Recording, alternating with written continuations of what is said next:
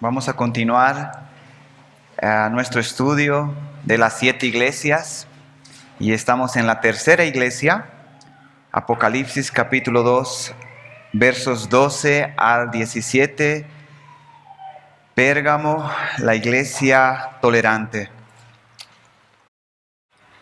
Vamos a orar una vez más para pedirle al Señor su ayuda, para que nos ayude en cuanto a su palabra. Padre, gracias por las alabanzas que te podemos cantar. Señor, gracias porque tú eres digno de que te cantemos. Señor, gracias también por lo que hemos recordado en la Santa Cena de tu sacrificio que ha sido suficiente. Y gracias, Señor, porque fue por nosotros.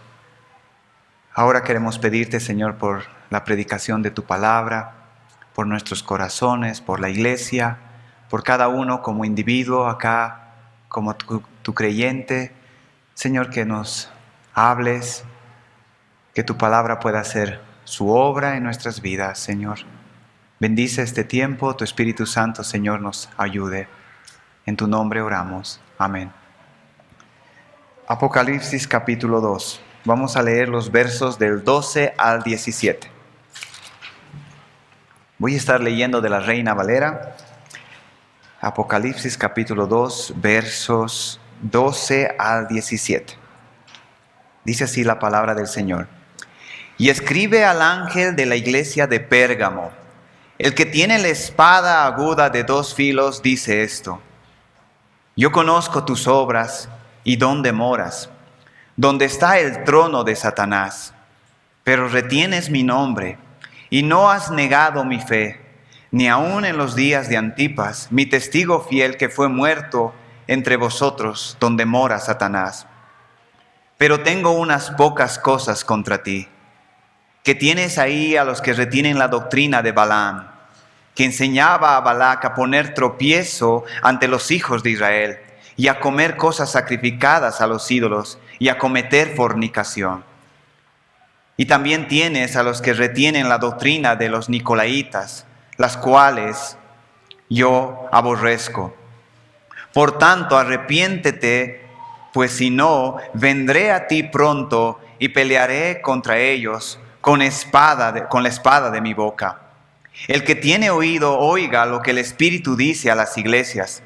Al que venciere, le daré a comer del maná escondido, y le daré una piedrecita blanca, y en la piedrecita es escrito un nombre nuevo, el cual ninguno conoce sino aquel que lo recibe.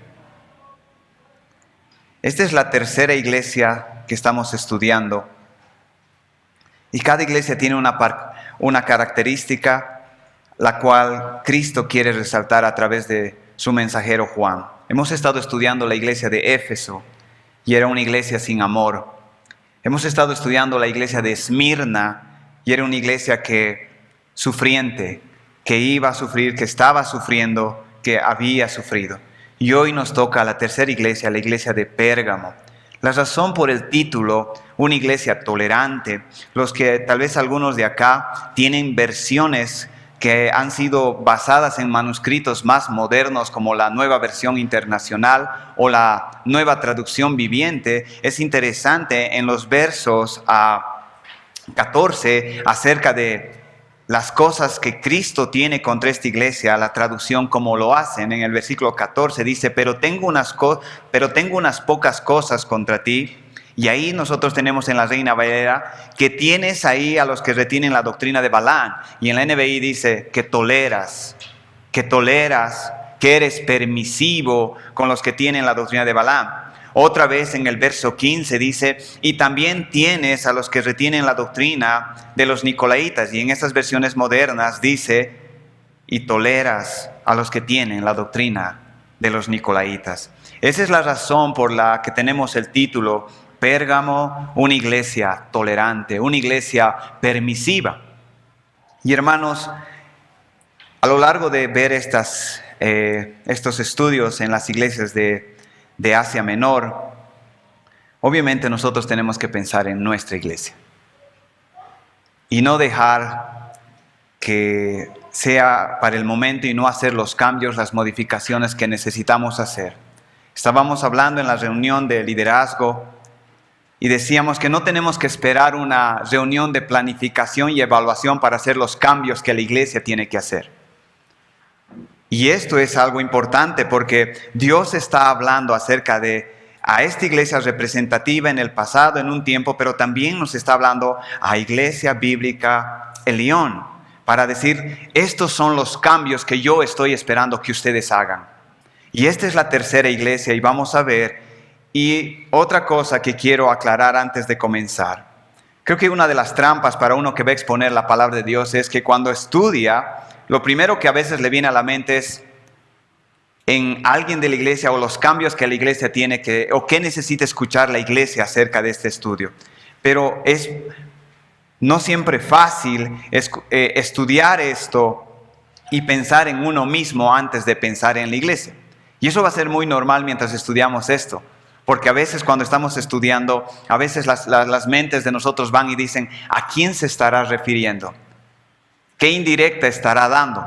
Y hermanos, quiero antes aclarar eso porque si bien esto es un mensaje a la iglesia de Pérgamo y es una aplicación directa para modificaciones de una iglesia local, pero lo que yo quisiera, hermanos, es que cuando estamos pasando por estos versículos, nosotros pensemos en nosotros, como personas, como individuos, y después la aplicación como iglesia, porque es fácilmente perderse ahí. Y una de las cosas que quiero antes de comenzar, solo no tienen que ir ahí, voy a leer un versículo que si en el libro de Esdras, que me llamó la atención y me recordó eso esta semana el Señor, diciendo las razones por las que a veces una persona va a un seminario, a un instituto bíblico, y esta semana preguntaba a unos jóvenes, ¿por qué quieres ir a un instituto bíblico? Y ellos decían, porque quiero predicar, quiero enseñar la palabra del Señor. Y ciertamente eso no está mal, pero en el libro de Esdras, nosotros quiero estudiar la palabra del Señor, decimos muchos, y estos jóvenes decían, con la intención de enseñar, de preparar a la iglesia, ¿no?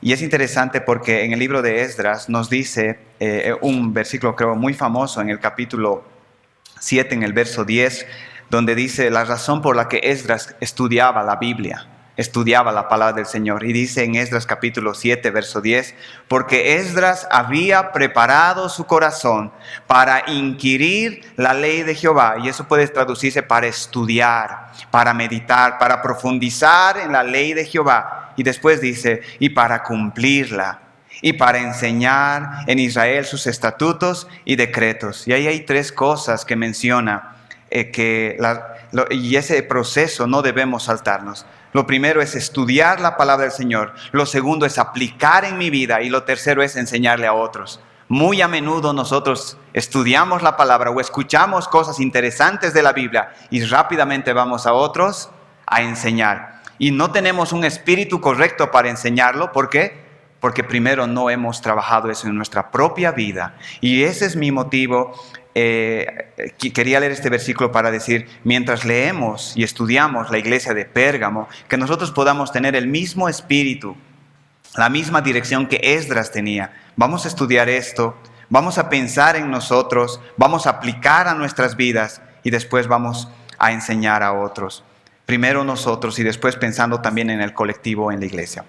Volvemos entonces a Apocalipsis capítulo 2, versos 12. Pérgamo, la iglesia tolerante. Ustedes tienen ahí en sus boletines la verdad principal que dice: nuestro servicio y fidelidad al Señor, aun en circunstancias difíciles, no nos cubren de su mirada y observación en las cosas que toleramos en nuestra vida, por más que no sean muchas.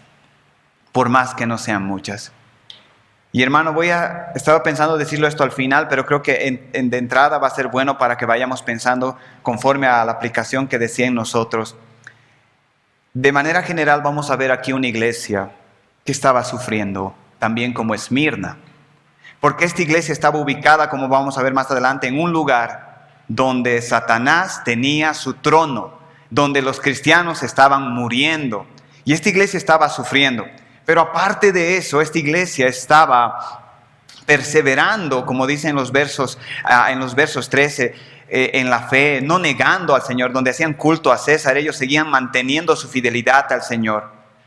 Y solo pensando en el contexto para entender mejor la verdad principal, era una iglesia que estaba en circunstancias difíciles y al mismo tiempo estaba perseverando, estaba siendo obediente al Señor.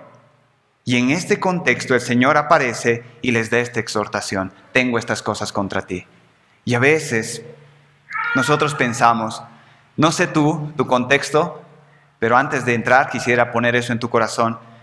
Tal vez estás en pero el Señor empieza diciendo: yo sé dónde tú estás, yo sé dónde tú vives. Y eso, aplicando a nosotros de una manera personal, es: yo sé exactamente en las circunstancias en las que ustedes están. Yo sé dónde moran, yo sé en la posición en la que ustedes están. Yo sé que están sufriendo, yo sé que están perseverando, retienes mi nombre, yo sé que te estás esforzando por servirme. Pero de todas maneras, te quiero decir unas cosas que tengo contra ti. Y eso lo digo en la verdad principal, donde dice que a veces cuando vemos un hermano en la iglesia que está pasando por situaciones difíciles, en familia, en el trabajo, y encima este hermano se está esforzando en la iglesia por servir, por ayudar, realmente, y de pronto tú te das cuenta que a pesar de todo eso hay cosas que no están bien en la vida de este hermano. Entonces nos viene rápidamente ese sentimiento a nuestro corazón, decir: pero ¿cómo le puedo corregir en este momento después de todo lo que está sucediendo?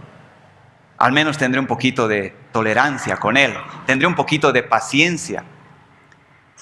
Y entonces, hasta a veces es difícil querer acercarnos porque decimos, hasta da tristeza, da pena acercarse y corregir a este tipo de hermano. Pero Cristo hizo eso, hermanos. Cristo está viendo la situación y va a describir la tristeza, la perseverancia de su iglesia. Y a pesar de eso, Cristo le va a decir: yo quiero decirte unas cosas que tengo contra ti. Por eso la verdad dice que aunque nosotros estamos siendo fieles en nuestro servicio, estamos perseverando y estamos en circunstancias difíciles, eso no anula la mirada del Señor en cuanto a las cosas que estamos tolerando. Y la razón por la que Dios va a tocar esto es porque si nosotros seguimos tolerando estas cosas, eso va a acabar con nuestra fidelidad y nuestra perseverancia. Y el Señor no quiere eso, y por eso decide en esta iglesia de una figura, de un cuadro sufriente, triste, con todo, aún hablar de cosas que estaban mal en ellos. Y empezamos. Antes vamos a pensar un poquito en Pérgamo. Esta no es una ciudad portuaria como la que era Éfeso o Esmirna. Esta es una ciudad que no tiene puerto, no es tan económicamente como las que hemos visto que tenían puerto y los negocios que se hacían. Esta era la capital de la provincia de Asia, y ahí, bajo el emblema de una serpiente, una ciudad muy rocosa, la cual para los creyentes era un símbolo de Satanás, se adoraba a Escolapio. ¿Ustedes han escuchado de Escolapio alguna vez? Los que tienen un poquito de familiaridad con las ciencias médicas saben quién es Escolapio. Nosotros tenemos este símbolo en medicina con unas serpientes, ¿verdad? Sí, eso es el símbolo de Escolapio. Y ese es el templo porque la historia decía que Escolapio estaba en el templo y una serpiente le picó y no murió porque era una serpiente que no era venenosa, más bien sanó. Y desde ese tiempo se conoce a Escolapio como el dios de la sanidad. Y en ese templo se hacían cultos a Escolapio. Esa es una de las posibles aplicaciones de por qué se miraba. Y de paso, en estas montañas donde estaba sentada esta iglesia, había una forma en forma de roca como una serpiente. Y por eso algunos comentaristas dicen que, dice acá que Pérgamo estaba donde el trono de Satanás, por este símbolo de esta serpiente y este dios Escolapio y todo lo que de ahí viene. De hecho, lo que nosotros conocemos como el nombre de Galeno, era una persona ahí, ¿sí? Era un médico de ese lugar de Pérgamo, y en honor a su nombre al día de hoy a los doctores se les dice galenos. Sí, esa es la idea, pero al mismo tiempo también podemos decir de Pérgamo que después de Alejandría, Pérgamo tenía la biblioteca más impresionante. con muchos ejemplares. Y cuando pensamos en la palabra Pérgamo, rápidamente nos viene a nuestra mente la palabra pergamino. Y como había una cantidad grande de libros ahí, y la demanda era grande para escribir, es ahí donde se empezó a usar el pergamino, que era en pieles de animales, ¿verdad?, para escribir, y de ahí viene nuestra palabra pergamino, de esta iglesia de Pérgamo, ¿sí? Entonces, algo ahí sobre la iglesia de Pérgamo, más que todo creo que es importante de poder entender que era la capital donde se hacían todos los cultos a los dioses que en otros lugares también vimos, pero en este lugar era como la capital donde los cultos eran, como dice un comentarista, muy frecuentes, y vamos a ver más adelante este tema del peligro donde estaba esta iglesia. Entonces, esta era la capital de Asia y estaba, como dice el autor acá, en el lugar donde Satanás tenía su trono. Vamos a empezar con el verso 12 y vamos a ver el remitente que ustedes tienen ahí en su bosquejo. Dice el versículo 12. Y escribe al ángel de la iglesia en Pérgamo: el que tiene la espada aguda de 2 filos dice esto. A diferencia de Esmirna y de Éfeso, como Jesucristo se ha revelado a cada uno de ellos, aquí en Pérgamo se está revelando con un aspecto amenazador, con un aspecto de juicio. Dice que tiene una espada aguda de 2 filos. Y el que tiene esto, dice esto. En otros versos, como el versículo 16, dice: por tanto, arrepiéntete, pues si no vendré a ti pronto y pelearé contra ellos con la espada de mi boca. Lo mismo en el capítulo 1, en el versículo 16 dice: hablando de la descripción que Juan vio acerca del Cristo resucitado y glorificado, tenía en su diestra 7 estrellas, de su boca salía una espada aguda de 2 filos, y su rostro era como el sol cuando resplandece en su fuerza. Entonces ahora Cristo, al hablarle a esta iglesia, decide manifestarse de esta manera, como el que tiene la espada de 2 filos, dice esto. ¿Y qué significa esta representación para nosotros? Un texto que nos ayuda a entender en el tiempo que los romanos estaban ahí gobernando es Romanos capítulo 13. Romanos capítulo 13, voy a leer ahí, Romanos capítulo 13 dice: sométase toda persona a las autoridades superiores, porque no hay autoridad sino de parte de Dios, y las que hay por Dios han sido establecidas. De modo que quien se opone a la autoridad, a lo establecido por Dios, resiste. Y los que resisten acarrean condenación para sí mismos, porque los magistrados no están para infundir temor al que hace el bien, sino al malo. ¿Quieres pues no temer la autoridad? Haz lo bueno y tendrás alabanza de ella, porque es servidor de Dios para tu bien. Pero si haces lo malo, teme, porque, y ahí la frase importante, porque no en vano lleva la espada. No en vano lleva la espada, pues es servidor de Dios, vengador para castigar al que hace lo malo. Y lo primero que podemos ver en estos versos en Romanos es la palabra autoridad, que se repite varias veces. Y Cristo está diciendo: el que tiene la espada de 2 filos es el que tiene la autoridad sobre la iglesia.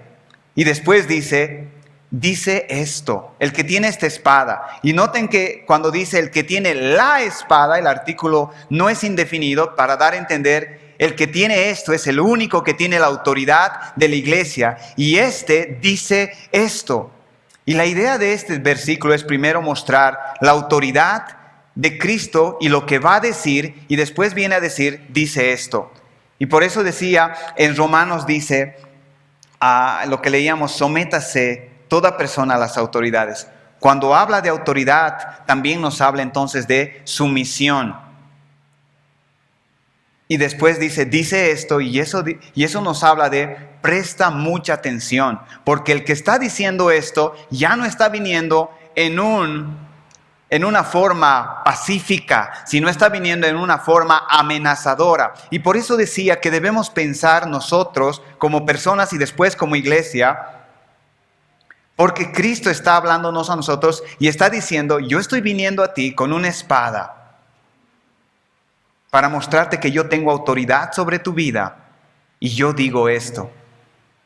Y como tengo autoridad, presta atención, porque si no, yo voy a cumplir lo que aquí estoy amenazando o estoy advirtiendo que vamos a ver más adelante. Entonces, lo primero que vemos es Cristo en su autoridad sobre la iglesia. Es de Cristo la iglesia y Él se presenta de esta manera.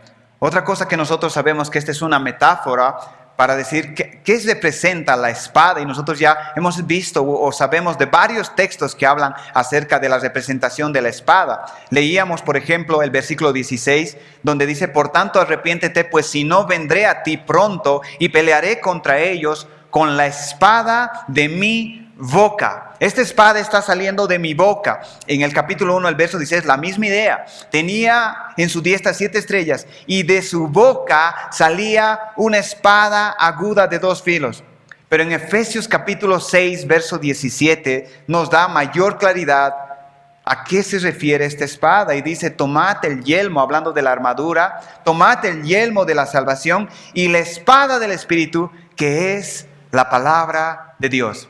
Y esto es bien interesante, hermanos, porque recordarán, aquí va a hablar mucho sobre Satanás. Aquí va a hablar sobre Satanás y donde tiene su trono Satanás, donde él reina, donde él vive. Pero aquí va a hablar de una espada, y esta espada es la palabra de Dios. Y es interesante que la forma como va a combatir Cristo es con su palabra. Recordarán ustedes en el encuentro que Cristo tuvo en Mateo capítulo 4 con Satanás, ¿cómo combatió con él? Con su palabra. Entonces ahora Cristo está diciendo: esta espada es mi palabra, y estas amenazas que yo estoy haciendo no van a caer al suelo sin que se cumplan. Por eso la advertencia más adelante es de arrepentimiento. Pero entonces podemos ver acá, Cristo está diciendo: esta es mi palabra, esta espada es mi palabra. ¿Y qué tan poderosa es su palabra? Esta referencia que dice acá es una espada aguda de 2 filos. Está haciendo referencia al poder de su palabra.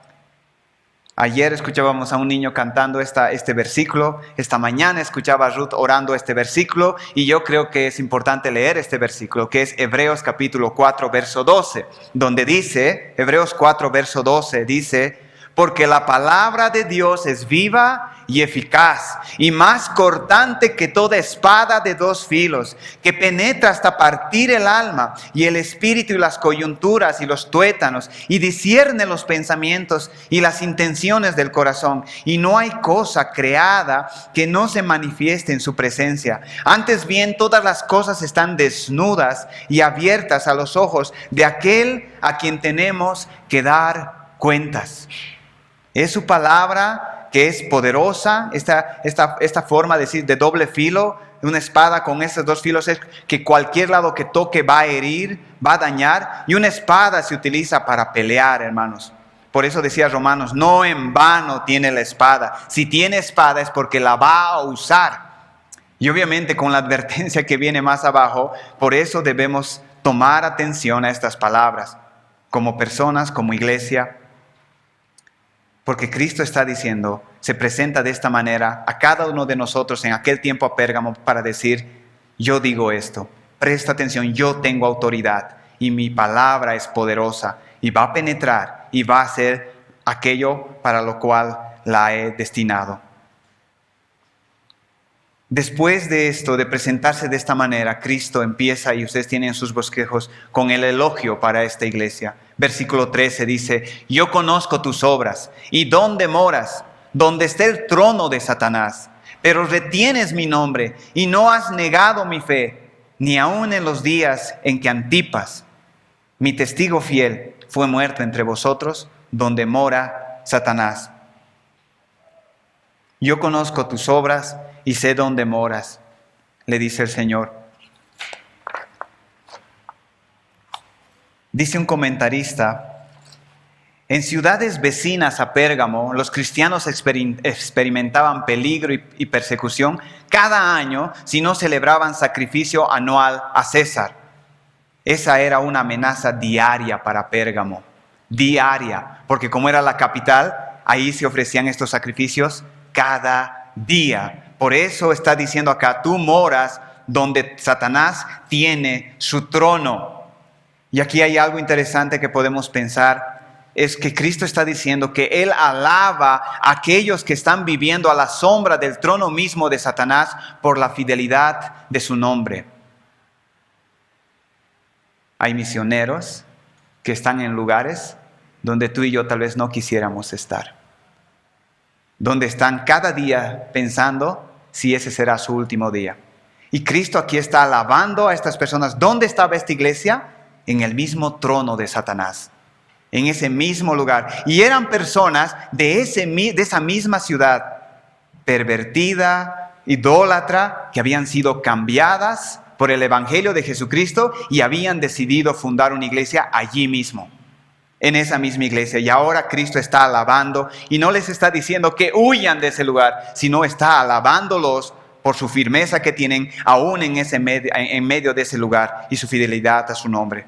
Dice acá: Yo conozco tus obras y dónde moras, donde está el trono de Satanás. Y ahí dice, y aún estando en esa situación, pero tú retienes mi nombre y no has negado mi fe.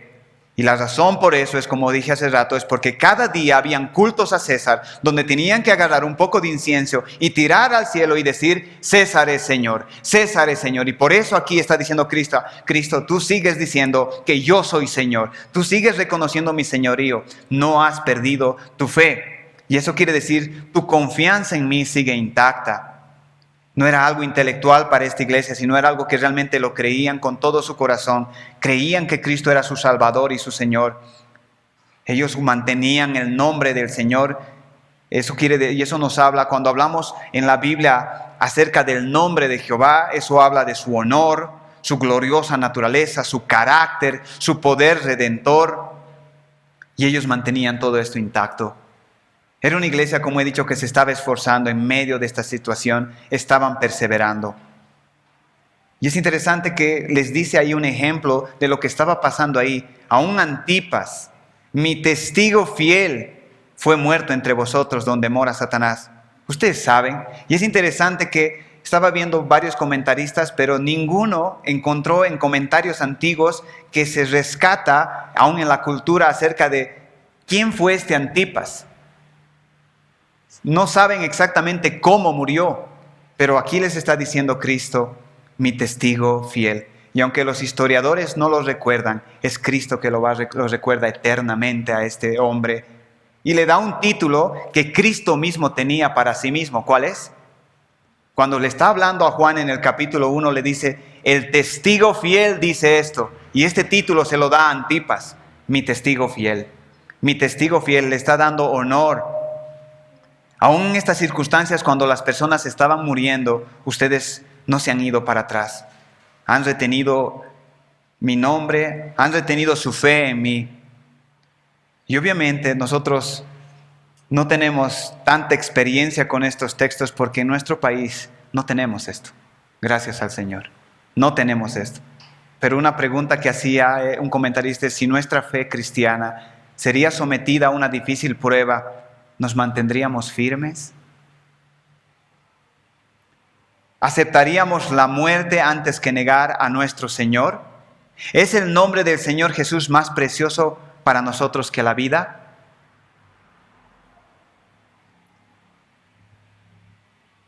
Yo creo que son difíciles preguntas de responder, porque a veces en cosas mínimas estamos desviando. Pero esta iglesia estaba en esta situación. Estaba esforzándose, estaba sufriendo, estaba en un lugar donde Satanás reinaba, donde Satanás moraba. Y algo que tal vez debemos también decir acá es que yo sé que hay iglesias que ven a Satanás hasta en la sopa, ¿no? Pero también hay iglesias que nunca hablan de Satanás. De hecho, en la librería teníamos un libro que se decía, Satanás no es un mito. Y la razón es porque muchos de nosotros muchas veces no estamos conscientes de que Satanás es nuestro enemigo y muchas cosas de las que nos pasan son mandadas por él. Pero acá estaba esta iglesia donde Satanás tenía su cuartel de operaciones y ahí estaba siendo fiel ahí se estaba esforzando. Y otra cosa que podemos ver en estos textos y podemos aprender es que se puede vivir de una manera como aquí esta iglesia estaba viviendo, aún en medio de una cultura tan pagana y tan idolátrica. Y nosotros podemos pensar también en nuestro país, en Bolivia, en nuestras culturas, en la sociedad. Si ellos pudieron vivir en este lugar tan difícil de una manera que agradaba a Dios, entonces nosotros también podemos. Con la ayuda del Señor y su gracia podemos hacerlo. Después de elogiarles, entonces el Señor va a pasar a hablar de la observación, que es el corazón de esto por la que escribe esta carta. Y dice el versículo 14, pero tengo unas pocas cosas contra ti, que tienes, y ahí la palabra, que toleras, a los que retienen la doctrina de Balaam, que enseñaba a Balac a poner tropiezo ante los hijos de Israel, a comer de cosas sacrificadas a los ídolos y a cometer fornicación. Y también tienes o toleras a los que retienen la doctrina de los nicolaitas, a los cuales yo aborrezco. Otra vez, aunque la situación y el contexto era difícil, la iglesia se había determinado a mantenerse firmes en el Señor. Sin embargo, se equivocaron grandemente en una cosa. Descuidaron la disciplina. Probablemente porque hicieron hincapié en la salvación personal y olvidaron el cuidado de la iglesia. Ellos habían estado tolerando a algunos en la iglesia cuya doctrina estaba dañando a otros. Estaban bien en su fe, en su perseverancia, pero habían descuidado de algunas personas que estaban dentro de la iglesia. Y aquí repite varias veces, a los que tienen la doctrina o la enseñanza. Y la idea de eso es que no solo tenían esa doctrina, sino es que la estaban diseminando dentro de la iglesia. Y algo interesante es que la iglesia de los hermanos en Pérgamo que se estaban esforzando, tal parece por el contexto que no eran, era un grupo que estaba perseverando, pero había otro grupo que estaba viviendo de esta manera, que no eran creyentes, o algunos que ya eran creyentes pero estaban sucumbiendo a esto. Y ellos estaban siendo permisivos. Y aquí es interesante que la iglesia no parece no saber lo que estaba pasando en la iglesia. Sí lo sabían, pero simplemente, como dice las versiones, y le dice Cristo, tú estás tolerando a estas personas. Tú los estás tolerando, estás siendo permisivo. Y a veces, esto es un debate siempre en nuestras reuniones de liderazgo, pienso yo, entre qué hacemos con esta situación. Y algún hermano dice, yo creo que tenemos que actuar y ya. Y otro dice, yo creo que tenemos que esperar. Y a veces no hacemos nada porque tenemos que estar de acuerdo. Y a veces pedimos al Señor, Señor, danos sabiduría para saber cuándo es el momento para actuar. Pero aquí hay un ejemplo de una iglesia que estaba viendo estas cosas y vamos a ver quiénes eran estos que retenían la doctrina de Balaam y los nicolaitas. Y la iglesia simplemente no quería hacer nada. El liderazgo no quería hacer nada. No quería tomar cartas en asuntos, tal vez porque se podían llegar a ofender. Pero estaban ofendiendo a Cristo y a su iglesia por no tomar decisiones. Entonces, ellos habían estado perseverando, pero estaban tolerando estas cosas dentro de la iglesia.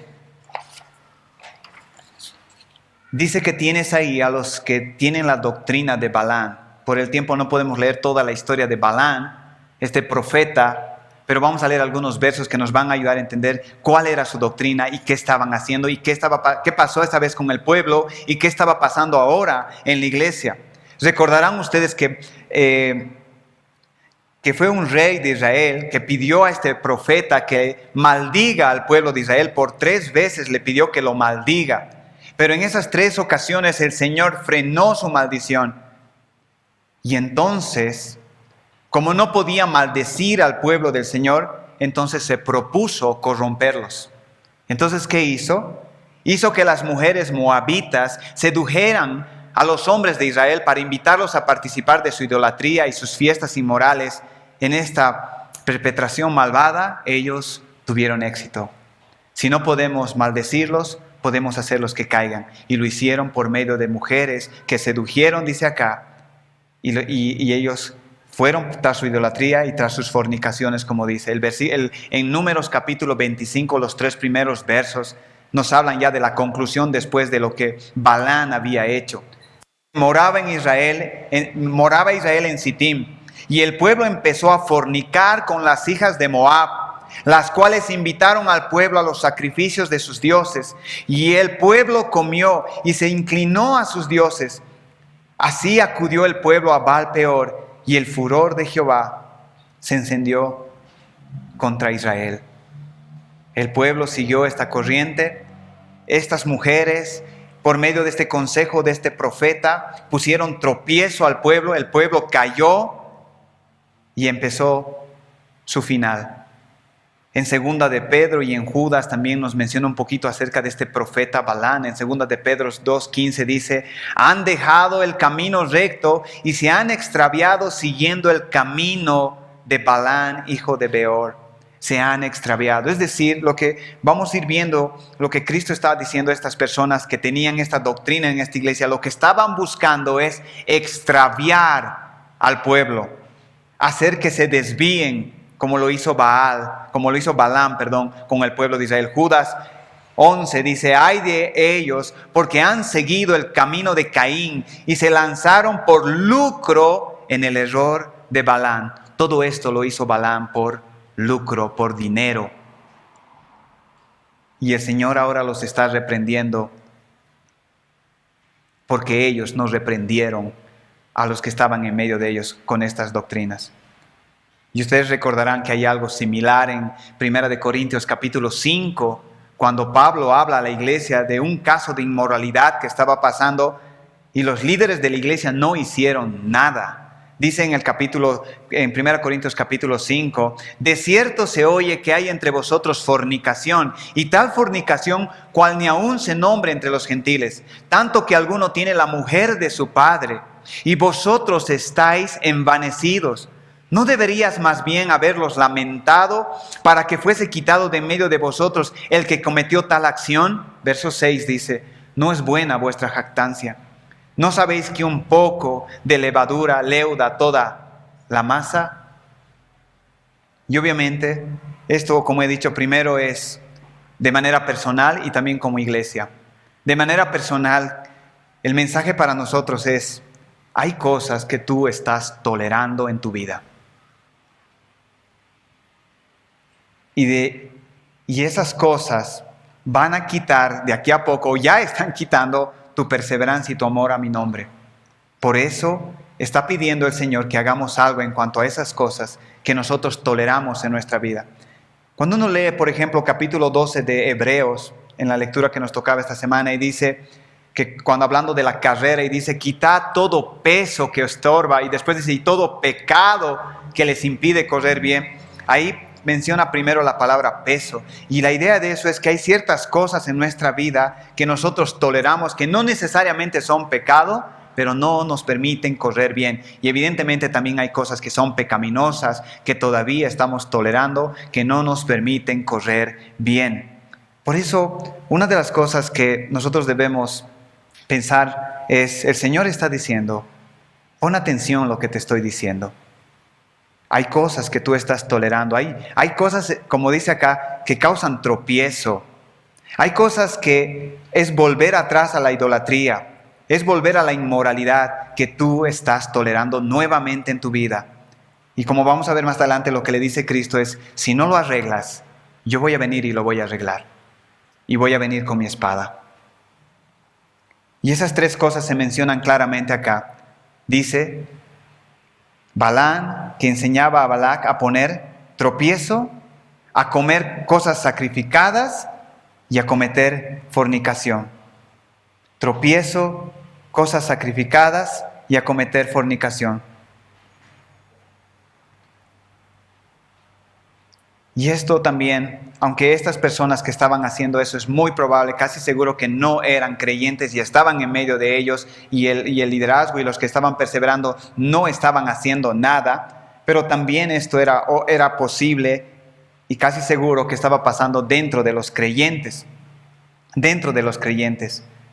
Por ejemplo, y alguna vez creo que yo participé de esto también, cuando una persona estudia Romanos 14, estudia Corintios 7 acerca de las cosas, por ejemplo, sacrificadas a los ídolos. Y cuando las personas que están llegando a la fe y tienen un amor nuevo, genuino por el Señor, y cuando ven esas cosas que han dejado atrás, y para ellos, y es correcto, dejar esas cosas es abandonar el mundo y seguir a Cristo.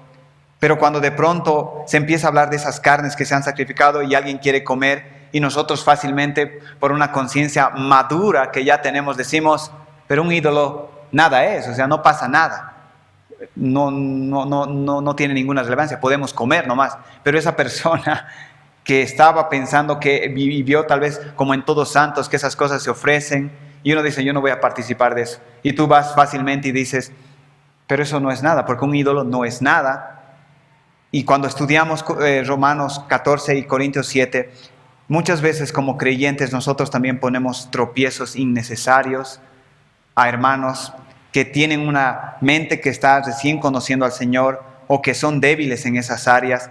Pero algo que nos debe llamar la atención es qué cosas debemos y no debemos hacer por amor a nuestro hermano, como una aplicación para nosotros acá, para no poner tropiezo. Porque Dios podía hablar de varias cosas aquí, de las cosas que esta iglesia estaba haciendo, pero decidió poner estas 3 categorías. Y si las puso esas, es porque está diciendo que son importantes, son importantes.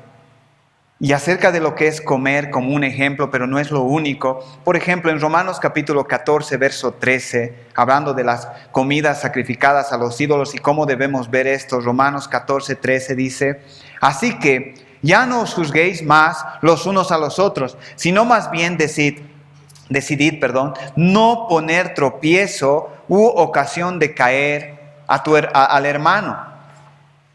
Y está hablando acerca de estas comidas que debían, no debían, pero lo que Pablo les recomienda como una conclusión es, lo importante en esto es, piensa en tu hermano, piensa en no poner tropiezo hacia las cosas que vas a hacer que le pueden dañar a tu hermano. En Corintios 7 y el 8, por ejemplo el 8 desde el verso 9 también habla de esto y dice, pero mirad que esta libertad vuestra no venga a ser tropezadero para los débiles, porque si alguno te ve a ti que tienes conocimiento sentado a la mesa en un lugar de ídolos, la conciencia de aquel que es débil no será estimulada a comer de lo sacrificado a los ídolos, y por el conocimiento tuyo se perderá el hermano débil por quien Cristo murió. De esta manera, pues, pecando contra los hermanos e hiriendo su débil conciencia, contra Cristo pecáis. Por lo cual, si la comida le es a mi hermano ocasión de caer, no comeré carne jamás, para no poner tropiezo a mi hermano. Y esto es una aplicación para nosotros como creyentes. Miren lo que dice la última parte. Si la comida es tropiezo para mi hermano, una determinación que Pablo dice, entonces no voy a comer carne nunca más. ¿Por qué? Para no ponerle tropiezo a mi hermano. Y eso es amor verdadero. Amor verdadero. Y obviamente aquí el ejemplo es con la comida. Pero hermanos, tenemos que pensar, como he dicho, muchos de nosotros que tenemos tal vez años en el Señor, somos muy ligeros en las cosas que decimos y algunos de nosotros en las cosas incluso que podemos postear en nuestro Facebook. Ni siquiera pensamos si eso puede causar tropiezo a un hermano. Y alguno puede decir, pero esa es mi vida. Yo puedo decidir lo que como. Si él tiene tropiezo, allá él. Pero aquí Pablo está diciendo, eso es pecar contra Cristo y eso es poner tropiezo innecesario. Obviamente estas personas que no eran creyentes estaban haciendo esto de una manera más abierta. Tanto así, ustedes sabrán, muchos de nosotros venimos del mundo que no hemos conocido a Cristo de niños, por así decir, y tenemos un bagaje de cosas malas que hemos dejado. Por ejemplo, muchos de nosotros o algunos de ustedes han venido de contextos de rock y cosas que les inducía a hacer cosas malas. Y yo estaba pensando esta semana en esto. Y de pronto uno hasta ha agarrado sus CDs y los ha archivado o los ha botado o los ha roto. Y decir nunca más. He decidido seguir al Señor. Y para él eso es seguir al Señor. Y ciertamente lo es. Pero se ha encontrado con un hermano en la iglesia que para él no pasa nada. De hecho viene con una polera tal vez con una cruz volcada y dice no pasa nada. Y este hermano que estaba diciendo que para él seguir a Cristo es el sacrificio que ha hecho, ya lo que era harto como que parece nada. Lo ha minimizado todo. Un ejemplo. Y así se pueden dar varios de contextos en los que nosotros hemos salido y hemos dejado. Y cuando vemos un hermano que está haciendo esas cosas, que para nosotros eso era el mundo, eso causa tropiezo.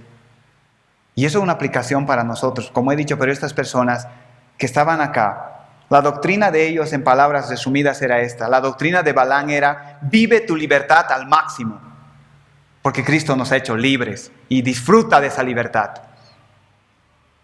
Y Cristo les dice que ustedes están tolerando a esas personas que viven de esta manera. Y tenemos que cuidar.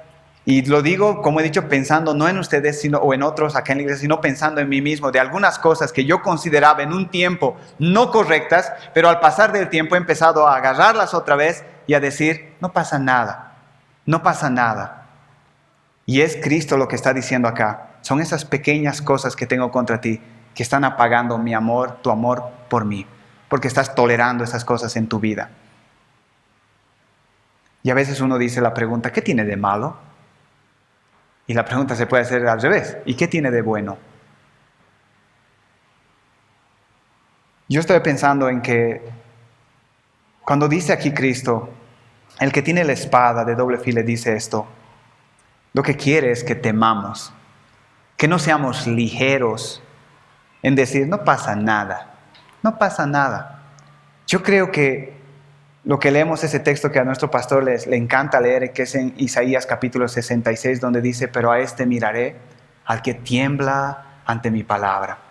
Y muchas veces cuando escuchamos textos como este, donde Cristo se presenta a nosotros de una manera como en son de arreglar cuentas, y nosotros somos muy ligeros y decir: no pasa nada, no es gran cosa. Yo creo que la pregunta que nosotros tenemos que hacer es: ¿qué cosas estoy tolerando en mi vida? E incluso que estoy haciendo que tal vez están siendo de tropiezos aquí en la iglesia. Porque desde que venimos a conocer a Cristo, nuestro pecado ya no es individual. Siempre afecta a toda la comunidad. Nuestro pecado siempre afecta. Y algo interesante que podemos ver en cuanto a eso acá. Miren el versículo 16, saltando un poquito, dice: por tanto, arrepiéntete pues, si no vendré a ti y pelearé con ellos con la espada de mi boca. ¿Con quién voy a pelear? Con ellos. ¿Quiénes son ellos? Los que siguen la doctrina de Balaam y los que siguen la doctrina de los nicolaitas. Pero le dice a la iglesia: ustedes arrepiéntanse, si no vengo a pelear con ellos. Y una pregunta que nos hacemos: evidentemente aquí no eran todos los que estaban siguiendo esta doctrina, sino era un grupo. Pero Dios no le dice solo a este grupo que se arrepienta, sino le dice a la iglesia que se arrepienta. ¿Por qué? Porque ellos estaban pecando, pero la iglesia lo estaba tolerando. Y eran responsables todos por este pecado. Nuestro pecado siempre es comunitario, por así decir. Nunca es individual. Siempre tiene consecuencias a nivel de comunidad. La doctrina de Balaam. Y yo pienso, hermanos, un poquito recordándoles el mensaje del anterior domingo. Lo que decía en Santiago capítulo 4, donde decía: oh almas adúlteras, ¿no sabéis que la amistad del mundo es enemistad contra Dios? Cualquiera pues que quiera ser amigo del mundo se constituye enemigo de Dios. Y el llamado del anterior domingo para nosotros era: acérquense a mí y yo me voy a acercar a ustedes. Vuélvanse a mí y yo me voy a volver a ustedes. Y al menos yo creo, hermanos, que yo lo vi así. Es que el Señor está diciendo: están lejos. Y hoy está diciendo las razones por las que estamos lejos, las cosas que estamos tolerando en nuestra vida. Y aunque no sabemos del siguiente grupo mucho, es decir, de los nicolaitas, solo sabemos algo interesante que podemos ver es en la iglesia de Éfeso, que también se nos habla de los nicolaitas.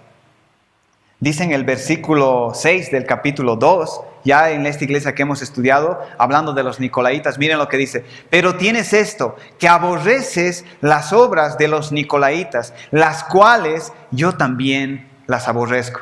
Y como hemos dicho, si ustedes se fijan en su mapa, en las Biblias, en la parte de atrás, estas 7 iglesias que eran reales, históricas, que existieron, van a ver Éfeso, Esmirna y al ladito Pérgamo. Y es interesante que en la iglesia de Éfeso la doctrina de los nicolaítas quería entrar, pero ellos resistieron. Y en una iglesia cercana fueron más permisivos y la doctrina entró. Y la doctrina entró. Y aunque no sabemos mucho sobre ellos, aquí dice algo importante. Dice, y también tienes a los que retienen la doctrina de los nicolaítas. Y en otras versiones dice que era lo mismo que la doctrina de Balaam. También tienes a los que retienen la doctrina de los nicolaítas, la que yo aborrezco. Y en otras versiones dice que era la misma, la de Balaam, es decir, una idea de vivir un libertinaje dentro de la iglesia.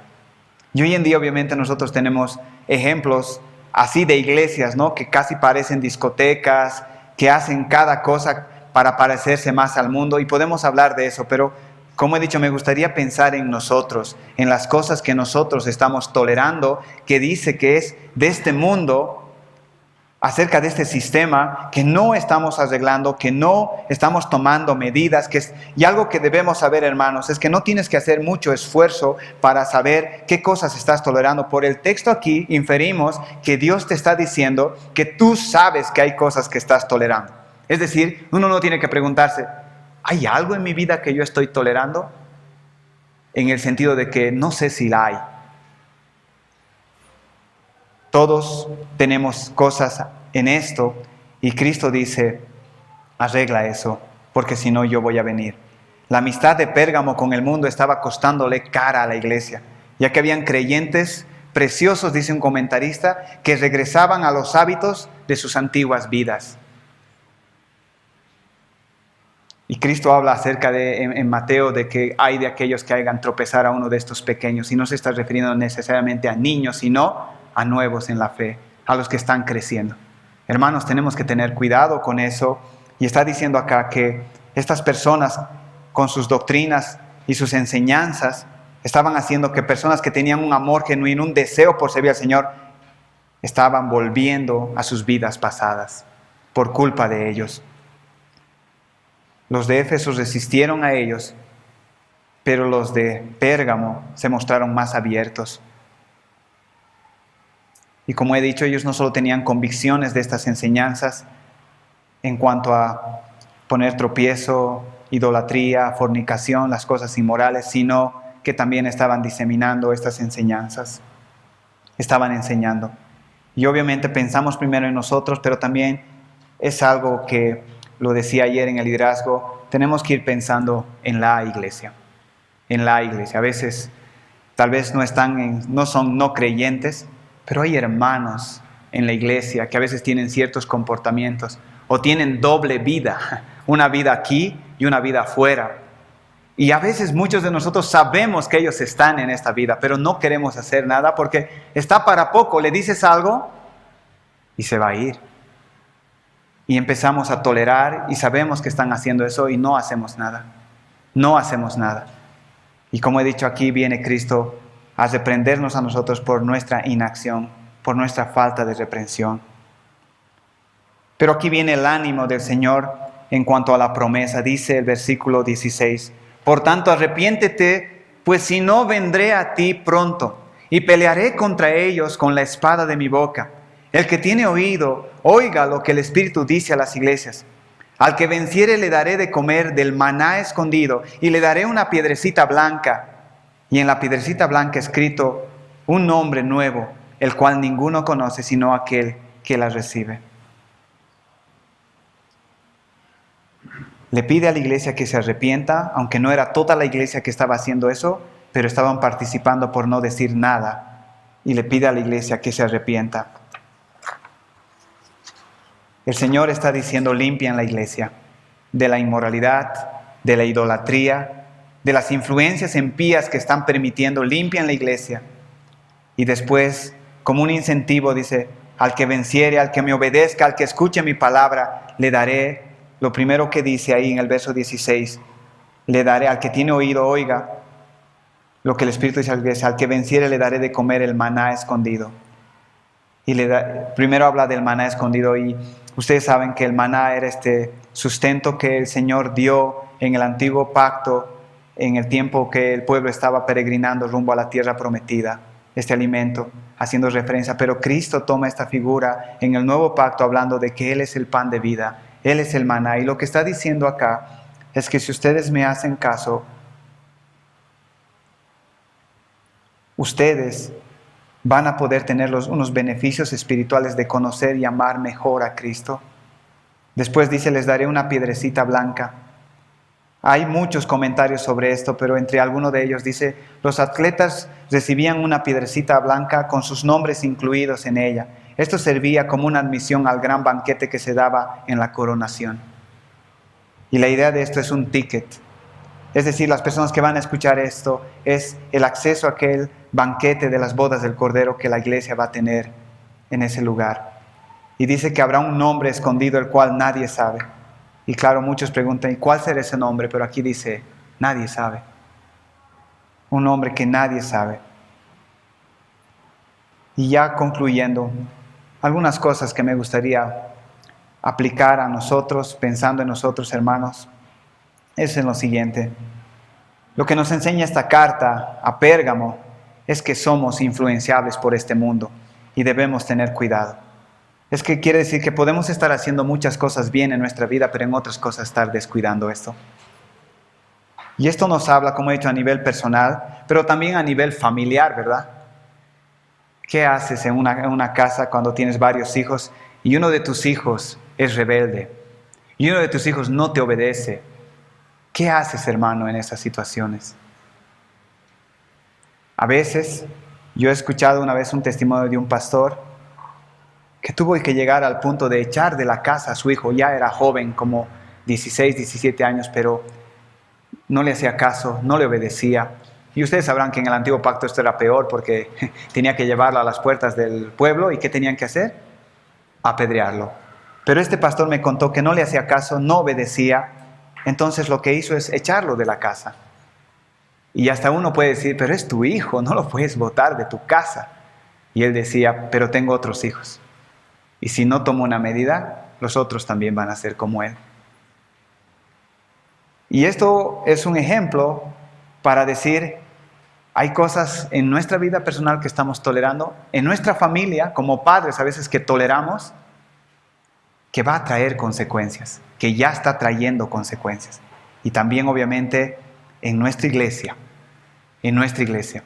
Y obviamente aquí viene otra conclusión, otra cosa que podemos aprender, que es importante acerca de cómo manejar esto en nuestra iglesia local, que también aquí nos enseña. Esto es un modelo de exhortación. Cuando nosotros vamos a notar un hermano aquí en la iglesia, que ya no tenemos dudas para empezar de que está andando en cosas que no son correctas.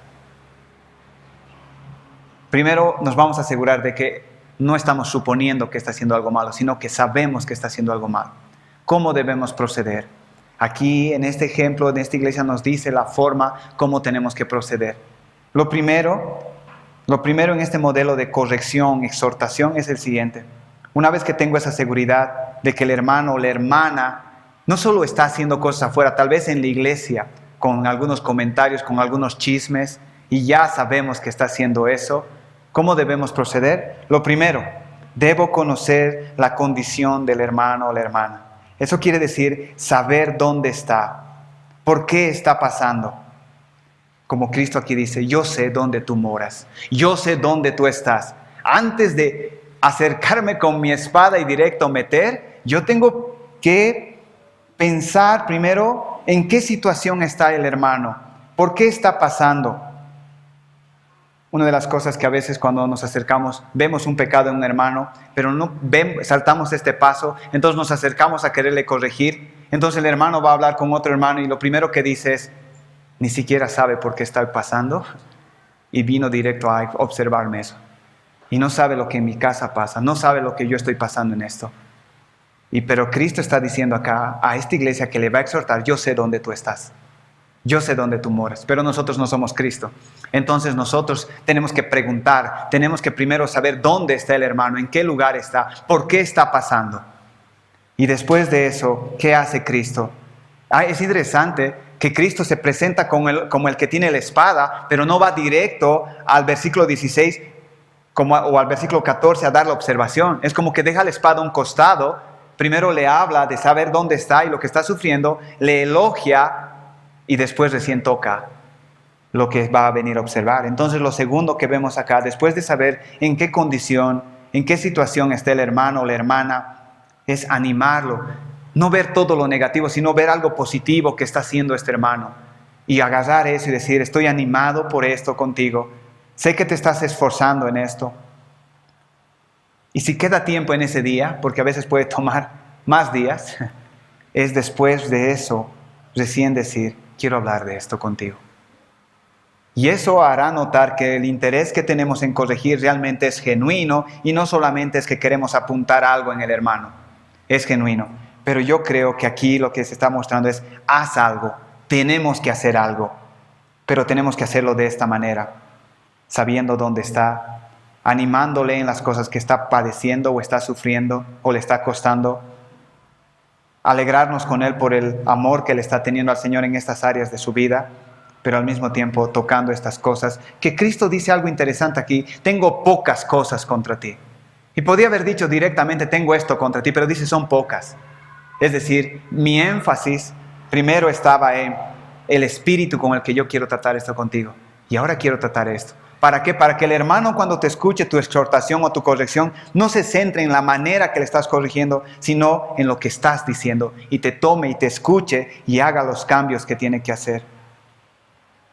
Entonces aquí también podemos ver un modelo de exhortación.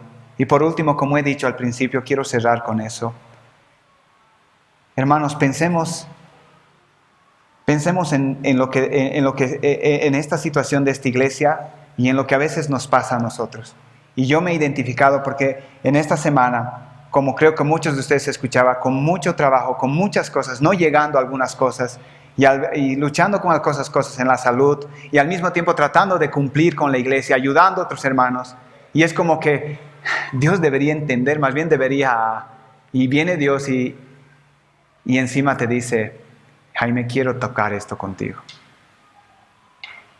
Y como no parece como muy pertinente hacer eso, pero Cristo lo hizo.